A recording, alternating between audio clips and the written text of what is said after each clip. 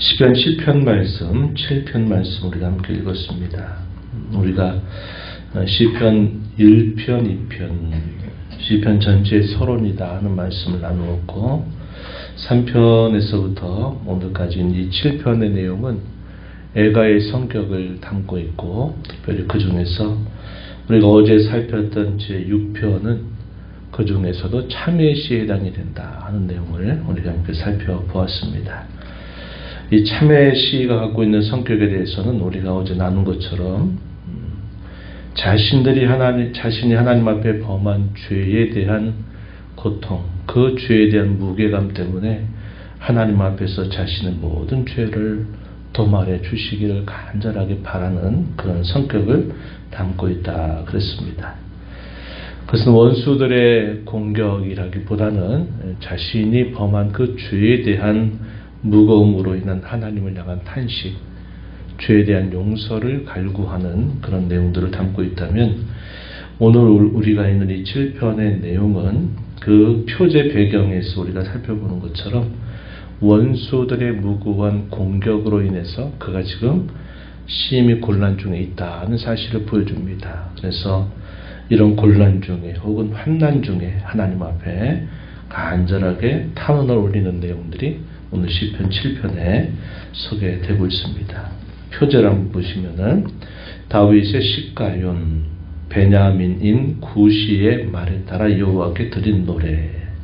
이 베냐민인 이 구시를 우리가 시므이로 추정합니다. 시므이. 우리가 앞에서도 함께 그런 상황에 대해서 읽어본 바가 있죠. 다윗이 압살롬의 반란 사건으로 인해서 도피하고 있을 때 다윗을 향해서 무고하게 저주를 했던 사람, 그 사람이 바로 우리가 알고 있는 시므이입니다. 오늘 우리가 읽은 이 말씀의 내용에 들어가서 보면은 그가 지금 처해져 있는 그 상황이 어떤 상황인가? 3절이나 4절 그 내용을 보면 이렇게 표현했습니다. 여호와 내 하나님이여, 내가 이런 일을 행하였거나 내 손에 죄악이 있거나 화칠한 자를 악으로 갚았거나 내 대적에게서 까닭없이 빼앗았거든. 만약에 내가 이런 일로 인해서 내가 이런 고난을 당하는 일이라면 마땅한 일입니다. 이렇게 고백을 하고 있지만 그가 이렇게 가정하고 있는 그 내용들은 그가 이러한 일로 인해서 당한 것이 아니라 대적자들에 의한 중상모략에 있어서 그들로 인해서 당하고 있는 그런 고난이다 하는 사실을 보여주고 있습니다. 또 우리가 읽은 말씀 15절로 가서도 보면은 이런 표현이 있죠. 웅덩이를 파 만들며 이렇게 표현했습니다. 웅덩이를 파 만들었다. 이 말은 대적자들의 그런 중상모략과 그들의 공격에 의해서 결국 자신을 넘어뜨리려고 하는 그런 상황으로 인해 그가 어려움을 당하고 있다는 사실을 보여주고 있다는 겁니다. 이러한 대적자들의 여러 무고한 공격들 앞에서 다윗은 하나님 앞에 뭐라고 고백하느냐? 하나님만이 나의 피난처가 되시고 하나님만이 나의 구원이 되신다는 사실을 그가 고백합니다. 우리가 읽은 말씀 1절, 2절로 가서 보면 내가 주님께 피하오니 나를 쫓아오는 모든 자들에게서 나를 구원하여 주소서 이렇게 간구를 올립니다.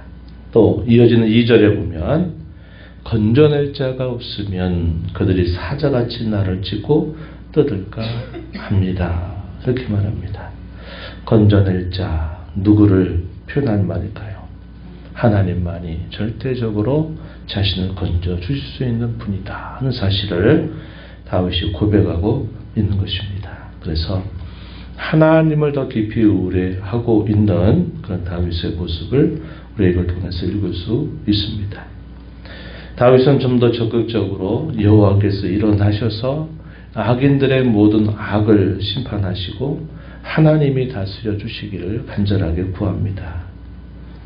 그리고 악인들의 악을 끊고 의인들을 세워달라고 기도하고 자신이 하나님 앞에 살아왔던 삶을 하나님이 기억하셔서 하나님이 자신에게는 하나님이 구원의 손길로 함께 하시고 그런 모든 대적자들에 대해서는 하나님의 의로운 심판을 나타내 달라고 간구를 올리고 있습니다. 우리가 읽은 말씀 8절 한번 가서 보시면 이렇게 말했어요.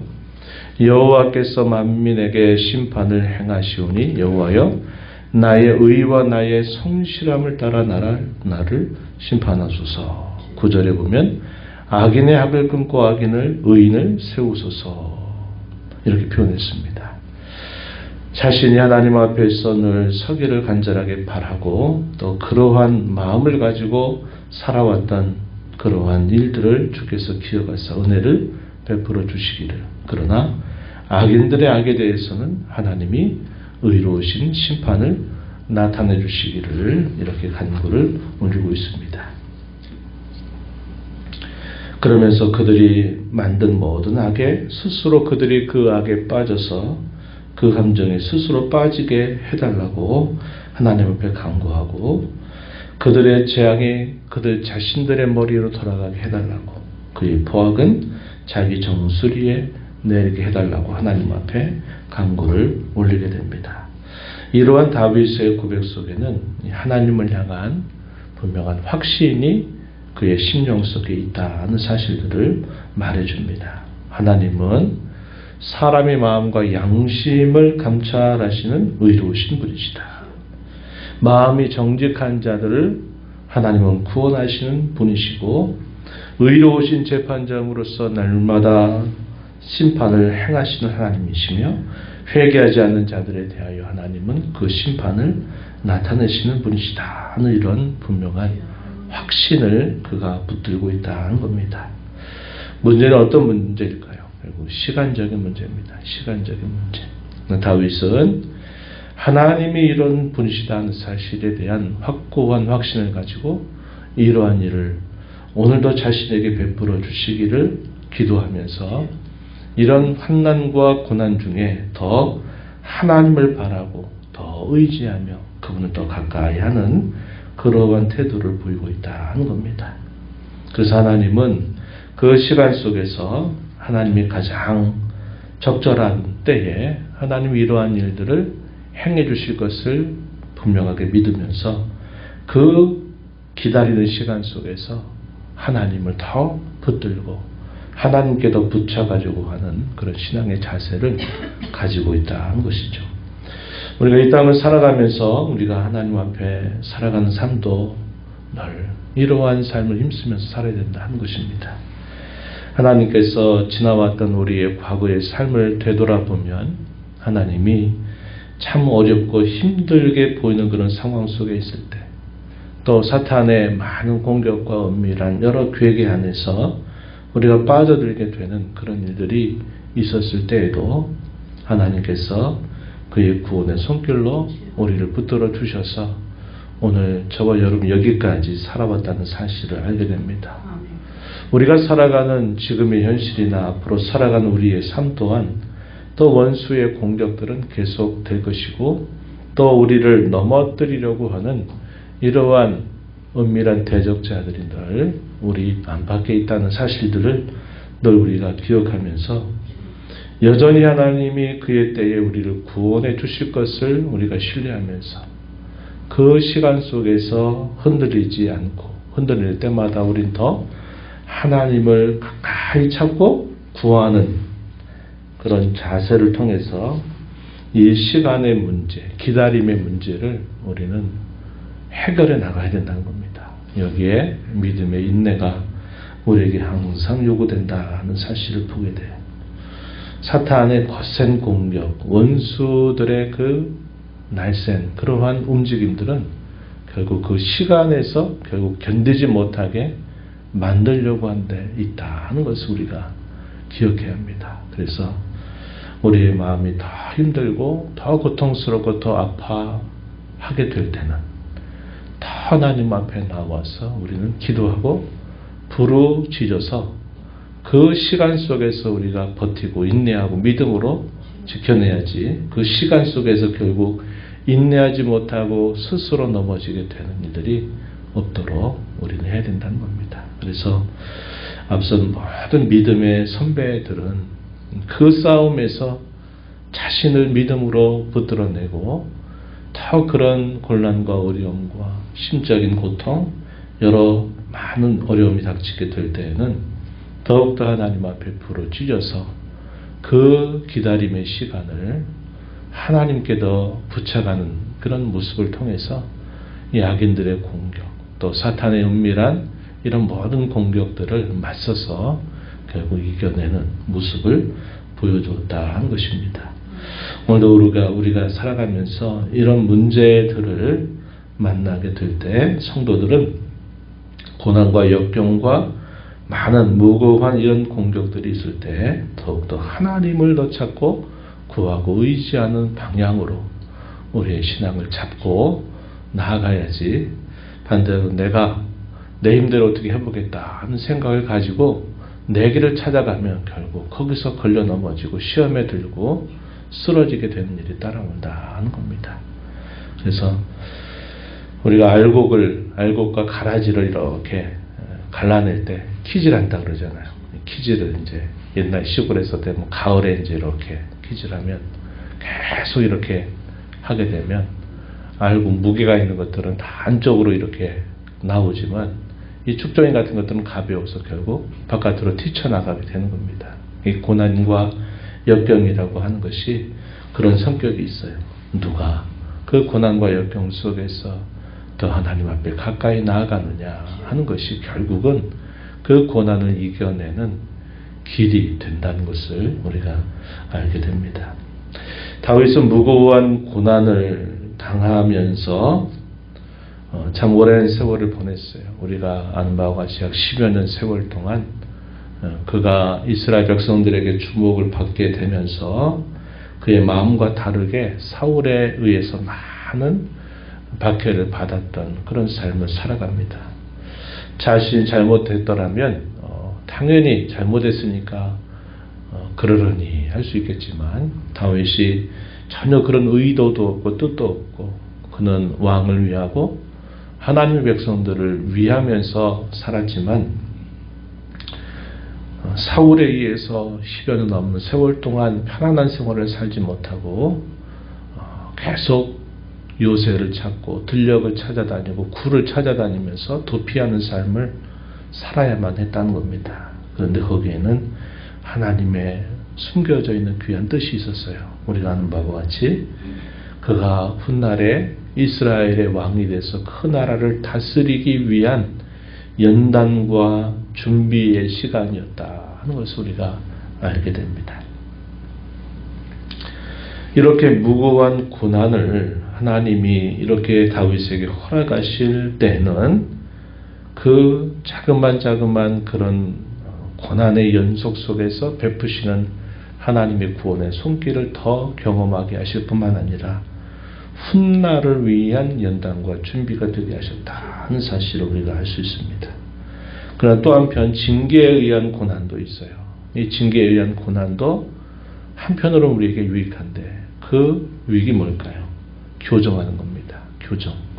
교정하고 회복하게 하는데 그 목적이 있다 하는 거예요. 그래서 하나님의 백성들에게 때로 이런 무고한 고난을 당하는 것도 또 때로는 어떤 징계에 의한 고난을 당하는 것도 결국은 유익을 위한 것이다 하는 사실들을 우리가 알게 됩니다. 이것이 이렇게 되는 것은 하나님이 그의 백성들을 사랑하시기 때문에 그러한 겁니다. 그들이 받을 모든 죄에 대하여 하나님께서 그 죄 용서의 길을 하나님이 마련하시기 때문에 그들을 죄를 따라 처치하지 아니하시는 것이고, 반면에 악인들에 관하여서는 하나님께서 그들의 죄를 따라서 하나님 그의 의로우신 심판을 행하신다는 사실을 보여주고 있다 하는 것이죠. 그래서 성도로 살아가는 삶은 하나님의 은혜에 의해서 살아가는 삶이 된다는 사실을 분명하게 보여줍니다. 저와 여러분을 향하신 하나님의 그 사랑도 마찬가지입니다. 그래서 오늘 저와 여러분이 살아가는 우리의 삶은 어떤 삶을 살아야 되느냐? 늘 하나님 편에 가까이 다가서고 하나님 편에 서서 무엇인가를 생각하고 말하고 결정하고 하나님이 무엇을 원하시는가를 항상 먼저 묻고 따르려고 하는 자세를 우리가 가지고 살아가는 것이 대단히 중요한 일이다 하는 것을 우리가 잊지 말아야 되겠습니다. 오늘 이 말씀을 우리 마음에 깊이 새기면서 성도는 혼란과 어려움 가운데 있을 때 더 하나님을 가까이 찾고 그 시간 속에서 믿음으로 인내하면서 하나님의 때를 기다려야 된다 하는 것을 늘 기억하면서 살아가게 되기를 바랍니다. 하나님 아버지 감사합니다. 이 새벽 시간에도 저희에게 생명과 호흡을 주시고 오늘도 저희들의 걸음을 주께로 인도하여 주셔서 주 앞에 저희들을 세우시고 또 하나님께서 주시는 말씀을 통해 저희가 구원받은 성도로 주어진 이 삶을 어떻게 살아야 될지를 또 교훈받게 하셔서 감사드리옵나이다. 하나님의 귀한 사랑이 저희에게 앞서 행하면서 저희들 향하신 아버지 인자와 긍휼과 자비를 힘입고 살아가는 삶이 얼마나 복된 삶인 줄 다시 한번 깨닫습니다. 무거운 고난 중에도 하나님은 분명한 뜻을 가지고 자기 백성들의 유익을 나타내실 뿐만 아니라 때로는 죄와 범죄로 인해서 당하는 징계 같은 그런 어려움이라 할지라도 하나님은 여전히 그의 백성들을 회복하고 또 그들을 새롭게 하시려는 그런 하나님의 뜻이 있다는 사실을 알게 됩니다. 저희가 어떤 형편과 처지 가운데 무슨 일로 인하여 공경과 어려움을 당할지라도 늘 하나님을 더 붙들고 의지하며 하나님께 구하고 참는 저희의 심령이 되어서 원수들의 그 바람과 원수들의 공격 앞에 무너지지 않도록 저희들을 굳세게 해주시기를 원하옵나이다. 주 앞에 나와 기도하는 모든 심령들의 간구를 귀기를 주시고 응답해 주시기를 바라옵고 예수님의 이름으로 기도하옵나이다. 아멘.